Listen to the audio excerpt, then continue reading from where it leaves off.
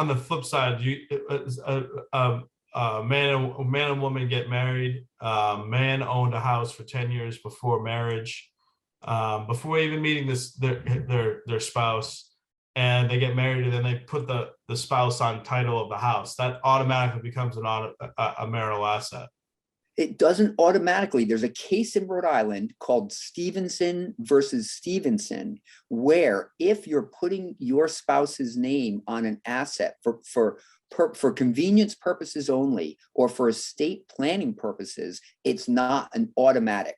It is an indication. So in Rhode Island, you have to manifest an objective intent to change the property from one that one person owned to both people. Now, certainly putting your spouse's name on the deed, that would help to show. That's if someone from the outside looks in, most people would say, well, that person objectively intended to change that property from his or her own private property now to a marital piece of property. So that would be one of the factors the court would assess.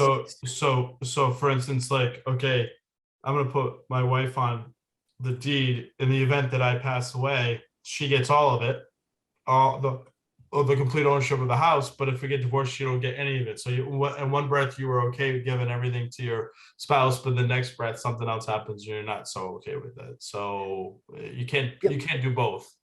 You can't do both, so to say. You can't have it both ways. But I would say this: a prenuptial agreement can satisfy all of those requirements, and it can be written very specifically to talk about this specific event. Perhaps you even contemplate, I'm going to put my spouse's name on the house, and I'm doing it for estate planning and intestacy purposes only.